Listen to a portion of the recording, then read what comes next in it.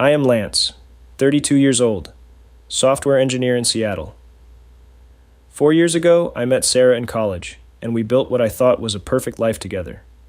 We bought a Victorian house on Capitol Hill for $250,000 and spent 3 years turning it into our dream home. Every weekend was sanding floors, rewiring outlets, learning skills I never thought I would need. Our wedding was planned for June. 140 guests. Deposits paid. My parents already had their plane tickets from Florida. Then one Tuesday evening, Sarah sat me down at the kitchen table I built with my own hands. Tears in her eyes.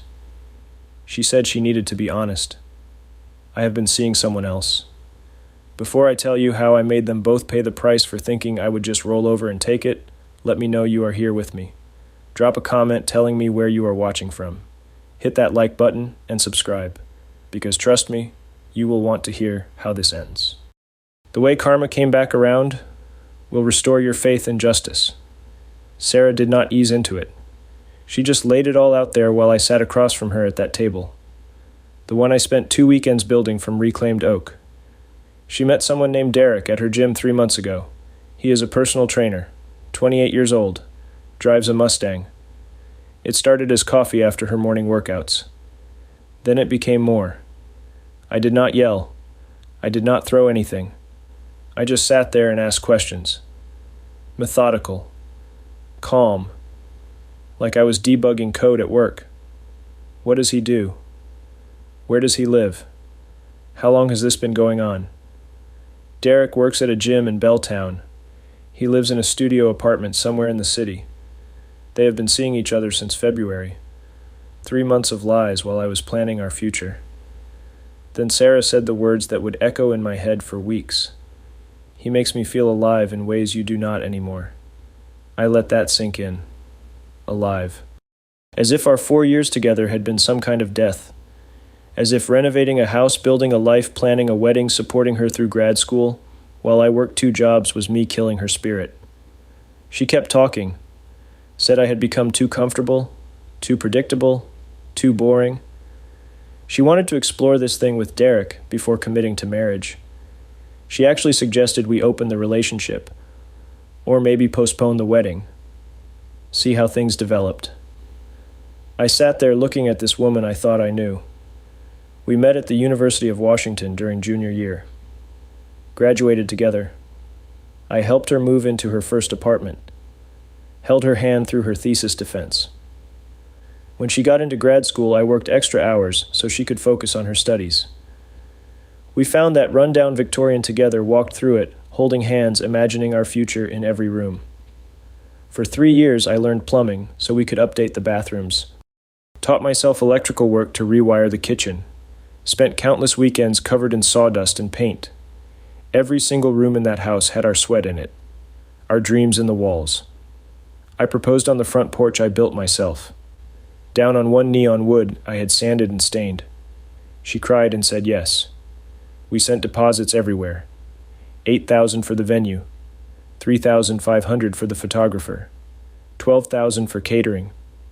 The guest list was finalized. 140 people who had already marked their calendars. My mom had been calling every week about dress fittings and flower arrangements. All of it.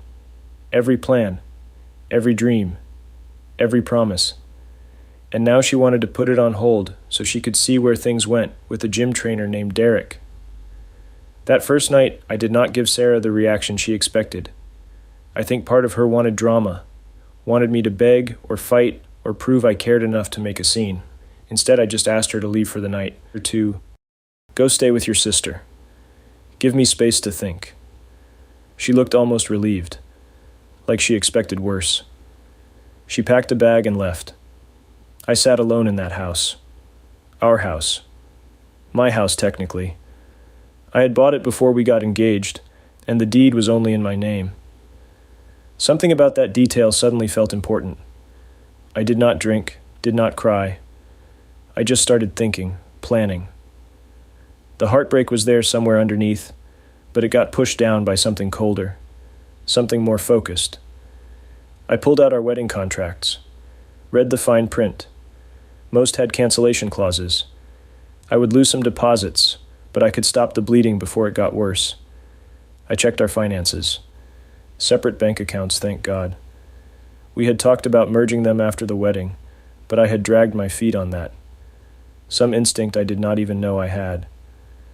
My uncle told me once, when someone shows you who they are, believe them. Sarah just showed me exactly who she was. Someone who would blow up 4 years for a guy with a Mustang and a gym membership. Someone who thought feeling alive mattered more than keeping promises.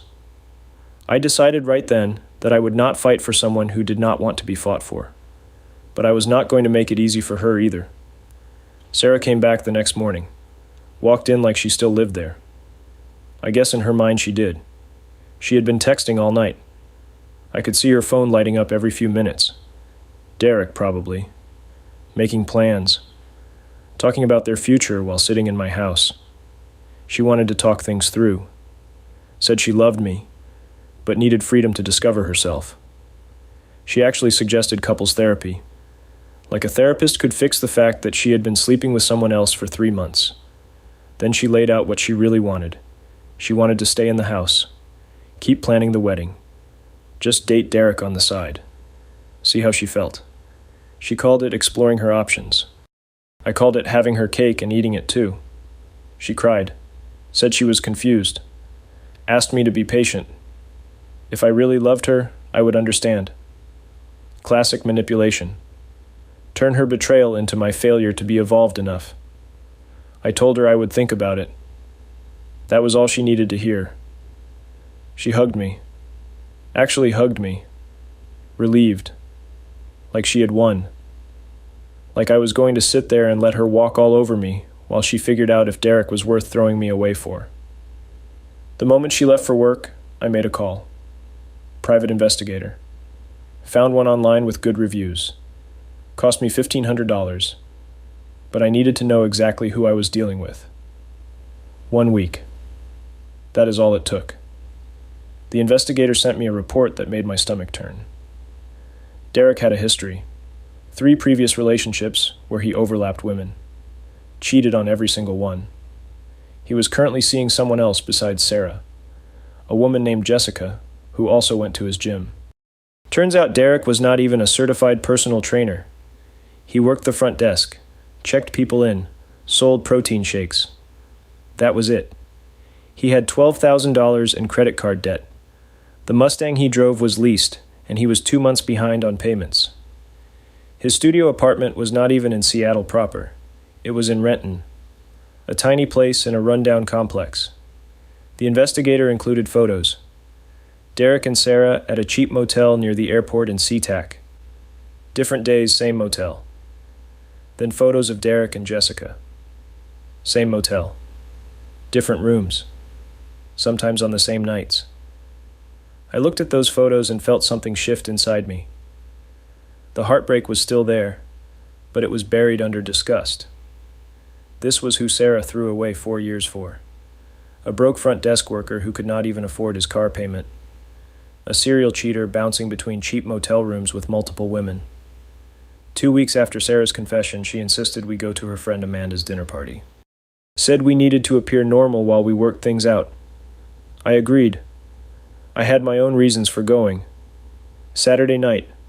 Amanda's place in Queen Anne. 6 couples. All Sarah's closest friends. People we had spent holidays with. People who were invited to our wedding. Sarah acted affectionate all night. Held my hand. Laughed at my jokes. Put on a show for everyone. But she kept checking her phone under the table. Texting someone. I knew who. During dessert, her phone buzzed loud enough for the table to hear. The message preview lit up the screen. Cannot wait for tomorrow night, baby. Heart emoji. From Derek.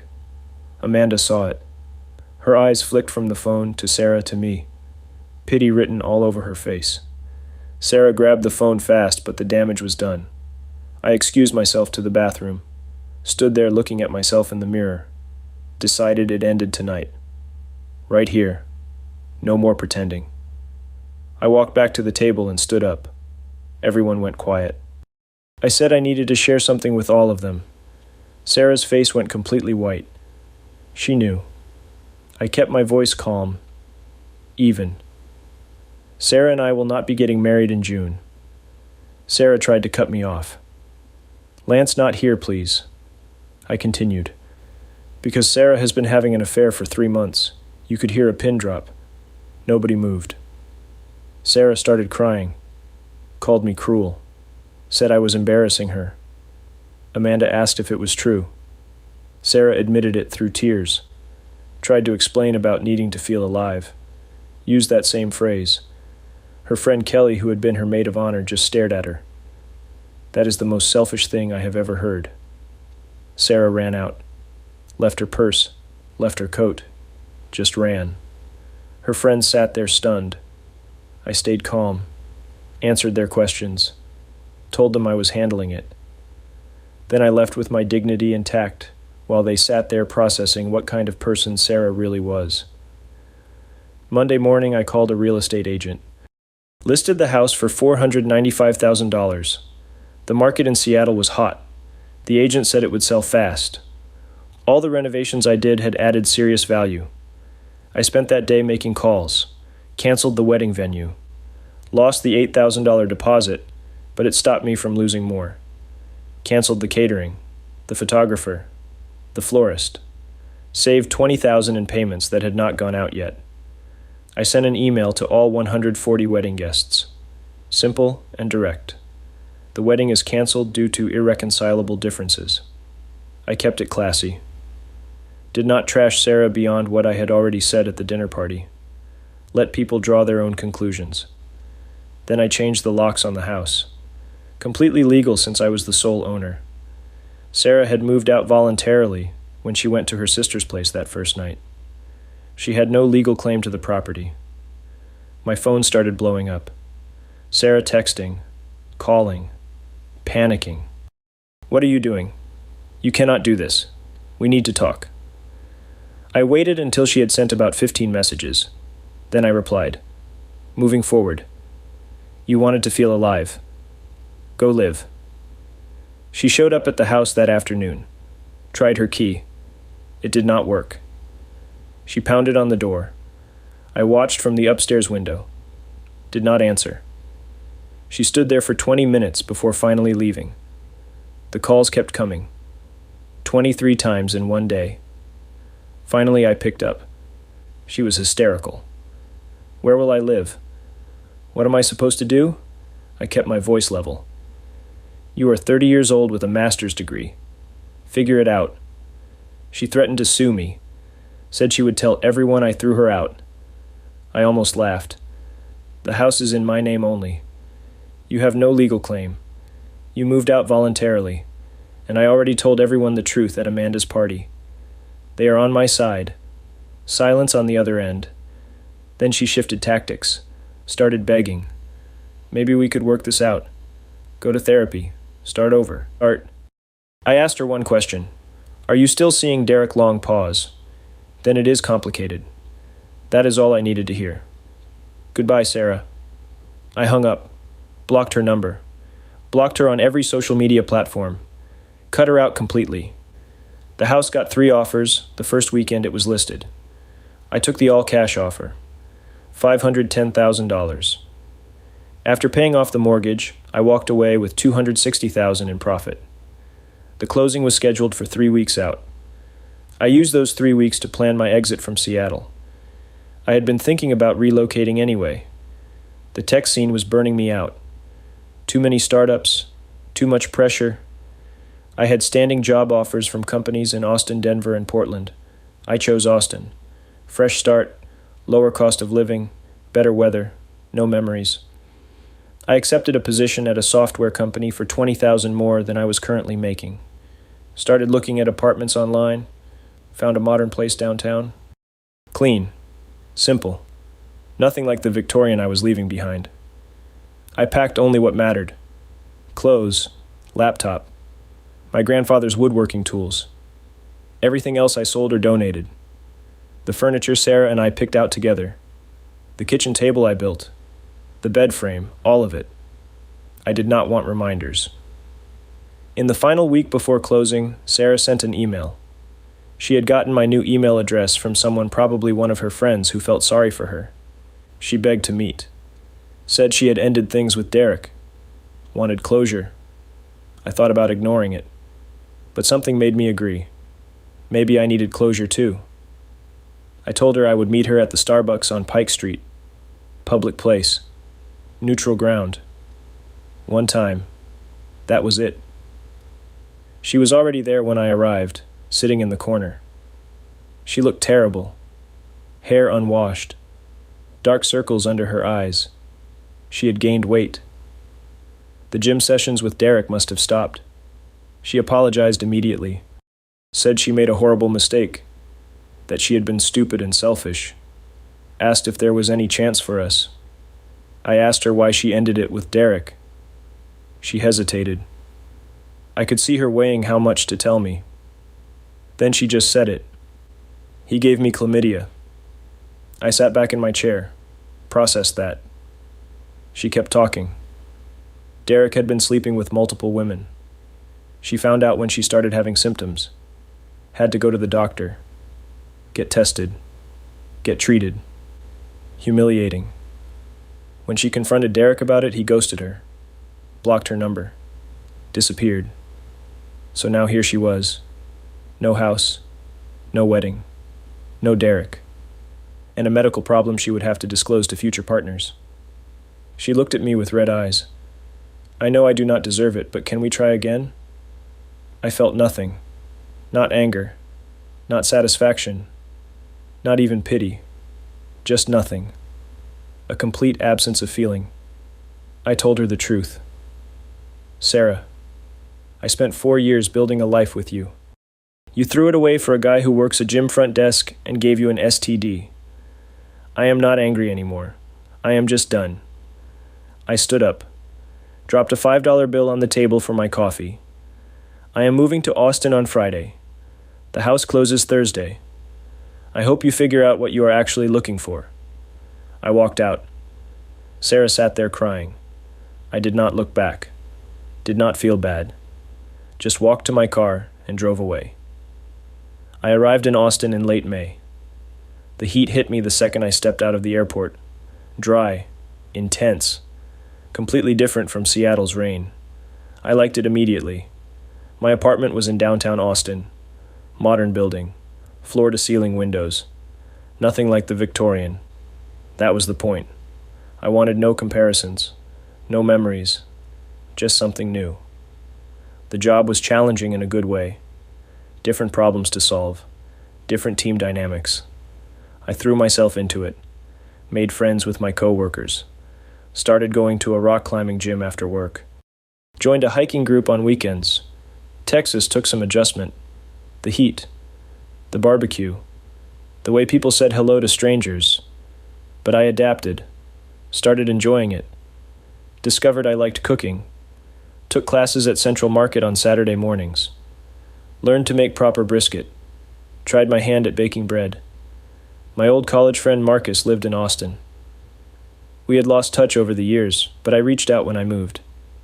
We started hiking every weekend, explored the hill country, swam in natural springs, talked about everything except Sarah. I dated casually. No pressure, no rush. Met women through friends, through the climbing gym, through work events. Some turned into second dates. Some did not. I was not looking for anything serious. Just enjoying getting to know people without the weight of expectation. 6 months in, I realized something. I was happy. Actually happy. Not the comfortable coasting kind of happy I had with Sarah. Real happiness. The kind that comes from building a life you do not need to escape from. I thought about Sarah sometimes, wondered where she ended up, if she found what she was looking for. But those thoughts did not hurt anymore. They were just neutral observations, like wondering about an old coworker or a childhood friend you had not spoken to in years. The relationship had been dying for a while before she cheated. I just had not wanted to see it. We had gotten comfortable, stopped growing, stopped challenging each other. I ignored it because change was scary, because starting over seemed harder than staying put. Her affair was cruel. The way she handled it was selfish. but in a twisted way it freed me. If she had not cheated, I would have married her. We would have had kids, bought a bigger house, and I would have spent decades wondering why I felt unfulfilled. The money from selling the house became my safety net. I invested most of it, used some to furnish my apartment. I bought myself a decent truck. Took a trip to Colorado with Marcus. Did not worry about budgets or saving every penny for some future that might never come. I started therapy. Not because I was broken, but because I wanted to understand myself better. Wanted to make sure I did not repeat the same patterns. My therapist helped me see that I had a habit of ignoring red flags, of prioritizing stability over happiness, of confusing comfort with love. I learned that self-respect matters more than holding on to something broken, that sometimes walking away is not giving up. It is choosing yourself. One Sunday afternoon I was hiking in the hill country. The trail wound through cedar trees and limestone cliffs. The sun was setting, sky turning orange and pink. I stopped at an overlook to catch my breath. A woman was already there, taking photos with her phone. She looked over and smiled. Beautiful view, right? We started talking. Her name was Elena. She was a teacher, new to Austin from California. We talked for 20 minutes, about hiking, about Texas, about starting over in new places. When we headed back down the trail, I asked if she wanted to grab coffee sometime. She said yes. We exchanged numbers. Maybe it would turn into something. Maybe it would not. Either way, I was not worried about it. That night, sitting on my balcony with a beer, I thought about that phrase Sarah used. He makes me feel alive. It used to haunt me, made me feel inadequate, like I had failed her somehow. Now I understood. She was looking outside herself for happiness, thought someone else could provide what she was missing inside. That never works. Real contentment comes from within, from building a life that reflects who you actually are, not who you think you should be. Sarah wanted to feel alive. Turns out so did I. The difference was, I found it by facing hard truths and making difficult choices. By choosing self-respect over familiarity. By walking away from someone who did not value me. I heard through mutual friends that Sarah eventually moved to Portland, working some marketing job, single as far as anyone knew. I hoped she found whatever she was looking for. But it was not my problem anymore. Sometimes the worst thing that happens to you becomes the best thing that ever happened. Sarah wanted to feel alive. So did I. I just had to lose everything I thought I wanted to find out what I actually needed. So that is my story. The woman who was supposed to be my wife chose a broke gym worker over 4 years of building a life together. And in doing so, she gave me the kick I needed to actually start living. Now I want to hear from you. Have you ever had to walk away from someone you loved because they did not value you? How did you handle it? Drop your story in the comments below. And if this resonated with you, smash that like button and subscribe to the channel. Share this with someone who needs to hear that choosing yourself is not selfish. It is survival. Thank you for listening to my story. I hope it reminds you that your worth is not determined by how someone else treats you. You deserve someone who chooses you every single day, not someone who keeps you as a backup plan. Stay strong out there. Build a life you do not need to escape from. And remember, sometimes the trash takes itself out. You just have to be brave enough to let it go.